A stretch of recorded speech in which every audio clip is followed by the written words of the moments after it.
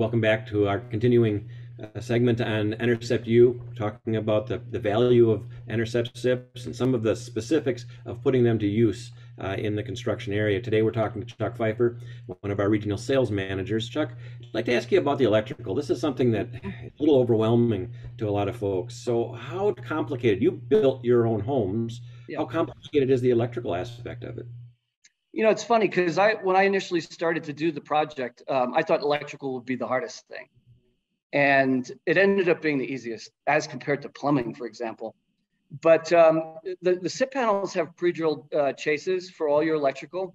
Simple to just run them through. You just bend your Romex and just push it through and get to your outlet or switch or what have you. So it's super simple, super easy for the electrician to do his or her job. And you also have the opportunity to run underneath. So I did a lot of my electrical wiring through the joists of under the subfloor in the crawl space. Fortunately, I have a crawl space that's 5 or 6 feet height, so it's not much crawling involved.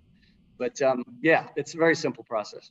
So did you have to lay everything out? Did you have to have every outlet pre-planned and every switch pre-planned?